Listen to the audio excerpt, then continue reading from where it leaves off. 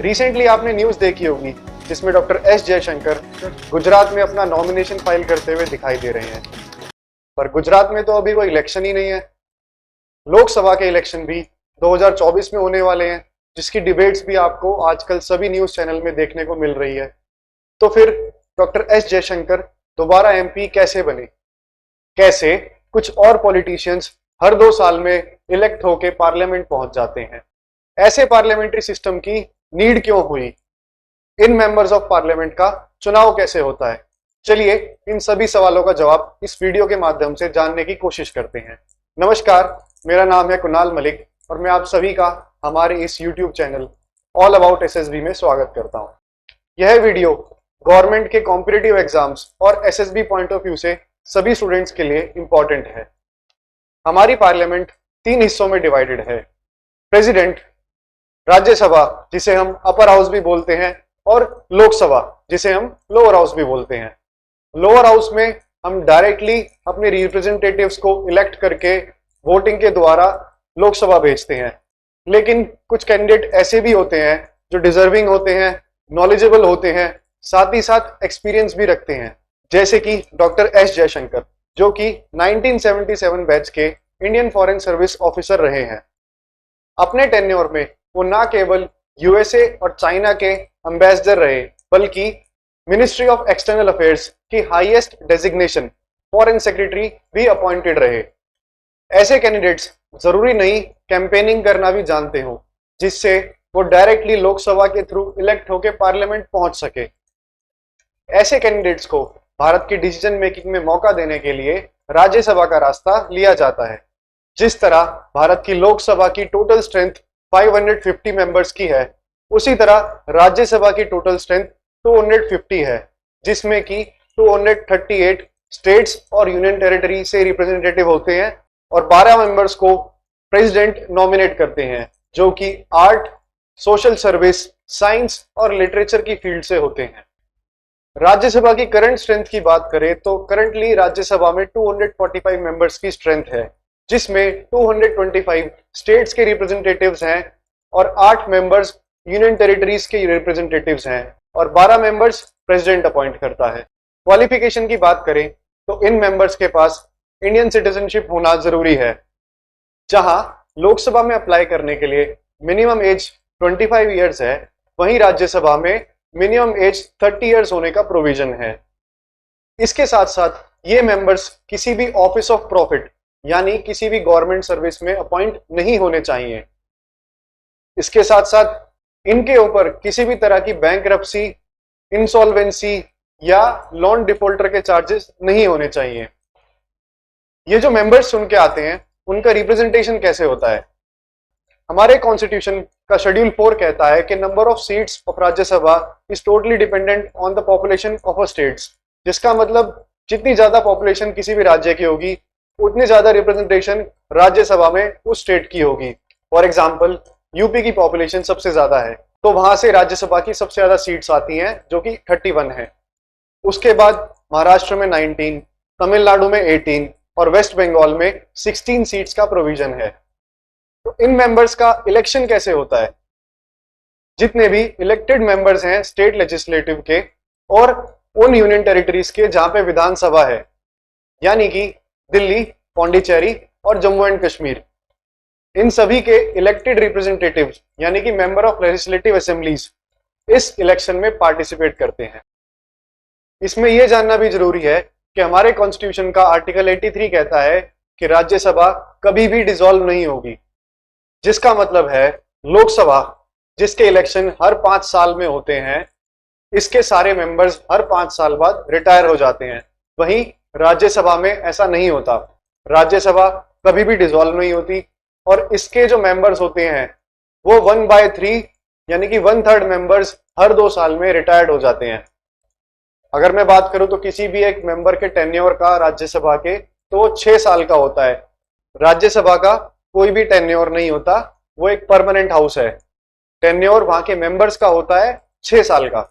राज्यसभा के इलेक्शन में 3 टर्म्स बहुत इंपॉर्टेंट है: इनडायरेक्ट इलेक्शंस, प्रोपोर्शनल रिप्रेजेंटेशन और सिंगल ट्रांसफरेबल वोट।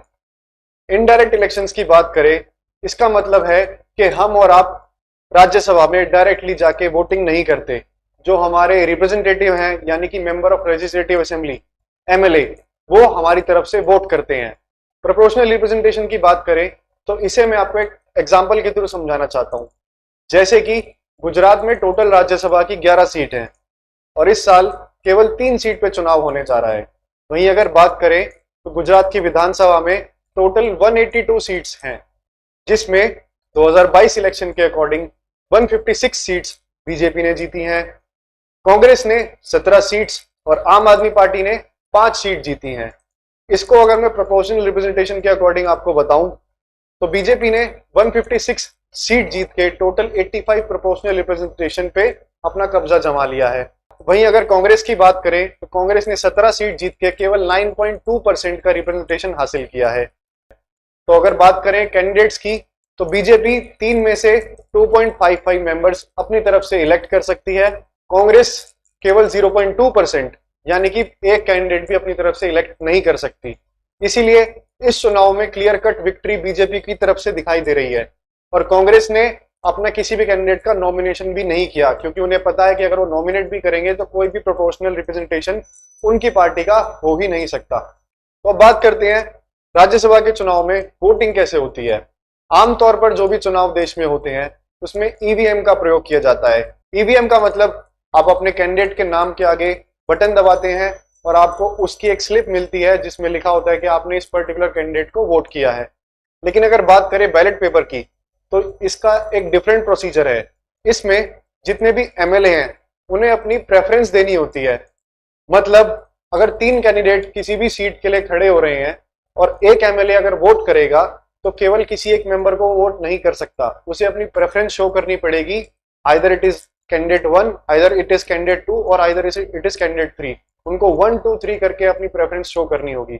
इस हिसाब से सभी मेंबर्स को प्रेफरेंस दी जाती है। इसके बाद बात करें तो इस प्रोसेस में काउंटिंग कैसे होती है। राज्यसभा के इलेक्शन का पूरा process election commission of India के अंडर आता है, तो इसकी काउंटिंग भी इलेक्शन कमीशन ऑफ इंडिया ही देखता है। तो काउंटिंग की अगर बात करें तो इसमें एमएलए अपनी प्रेफरेंस देता है। वो preference election commission of India check करती है कि कौन से कैंडिडेट को सबसे ज्यादा प्रेफरेंस दी गई है नंबर 1 पे, उस कैंडिडेट को जिता देता है। वहीं अगर बात करें किसी भी 2 कैंडिडेट में अगर बराबर प्रेफरेंस आ जाती हैं तो उस कैंडिडेट में सिंगल ट्रांसफरेबल वोट, जो कि मैं आपको बता रहा था, उस प्रोसेस का उपयोग किया जाता है, जिसके अंदर कुछ कैंडिडेट्स जो रह जाते हैं जिनकी प्रेफरेंस 2 या 3 पे होती है, उनमें से वोट उठा के चेक किया जाता है कि उनके बैलेट पेपर में प्रेफरेंस 2 या प्रेफरेंस 3 कौन से कैंडिडेट को ज्यादा दी गई है जो कि टॉप 1 या 2 पोजीशन पे थे। उससे ये फाइनल डिसीजन निकल के आता है कि हाँ, कोई ना कोई एक मेंबर तो ऐसा है जिसको सबसे ज्यादा लोगों ने प्रेफर किया है। तो ये प्रोसेस होता है सिंगल ट्रांसफरेबल वोट का और प्रोपोर्शनल रिप्रेजेंटेशन का। कुछ कैंडिडेट्स के दिमाग में ये भी आ रहा होगा कि जैसे राज्यसभा का इलेक्शन काफी इंपॉर्टेंट है, तो कई बार कुछ एमएलए जेल में भी होते हैं, तो क्या उनकी भी वोट काउंट करी जाती है? तो इसका जवाब है नहीं। According to people representation act, जो कि 1951 में पास किया गया था, इसके अकॉर्डिंग कोई भी एमएलए अगर वो जेल में है तो वो राज्यसभा के इलेक्शन में पार्टिसिपेट नहीं कर सकता। कुछ लोगों के दिमाग में ये भी आ रहा होगा कि क्या ऐसे ही कोई भी राज्यसभा के लिए अपना नॉमिनेशन फाइल करके आ सकता है जैसे लोकसभा या विधानसभा में होता है? तो इसका भी जवाब है नहीं, क्योंकि इसके लिए आपके पास 10% of the member of legislative assembly का सपोर्ट होना चाहिए, या फिर 10 एमएलएस का, जो भी सबसे कम होगा तो उनका सपोर्ट आपके पास होना बहुत जरूरी है। इस बात को अगर मैं आपको एग्जांपल से समझाऊं तो गुजरात विधानसभा में टोटल 182 सीट्स हैं। इसका मतलब किसी भी कैंडिडेट को अपने आप को नॉमिनेट करने के लिए इसका 10%, आइदर इट इज 18.2 यानी कि 18 या फिर 10 मेंबर्स, तो इन दोनों में से जो भी मिनिमम है, यहाँ पर 10 हो जाएगा मिनिमम, तो मिनिमम 10 मेंबर्स का सपोर्ट आपके पास होना चाहिए, तभी आप जाके राज्यसभा के लिए अपना नॉमिनेशन फाइल कर सकते हैं। ये रूल इसलिए लाया गया है कि ऐसा ना हो कि कोई भी आके अपने राज्यसभा के लिए नॉमिनेशन फाइल कर दे और इलेक्शन कमीशन का काफी टाइम वेस्ट हो इस प्रोसेस की काउंटिंग में, क्योंकि सिंगल ट्रांसफरेबल वोट जो काउंटिंग होती है वो काफी टाइम टेकिंग है। तो इससे क्या हो जाएगा कि काफी कम कैंडिडेट्स ही ऐसे होंगे जो राज्यसभा के लिए अपना नॉमिनेशन फाइल कर पाएंगे। इसी प्रोसेस से डॉक्टर एस जयशंकर ने गुजरात के कुछ एमएलए के सपोर्ट के साथ अपना नॉमिनेशन फाइल किया और जिसके तहत वो सक्सेसफुली अपना इलेक्शन भी जीत गए, जिसके थ्रू वो वापस से अपने एक्सटर्नल अफेयर्स मिनिस्ट्री को संभाल पाएंगे। तो ये है इस वीडियो का एंड। तो अगर आपको ये वीडियो पसंद आती है तो प्लीज इस वीडियो को अपने दोस्तों के साथ शेयर कीजिए, हमारे चैनल को सब्सक्राइब कीजिए फॉर मोर कंटेंट्स।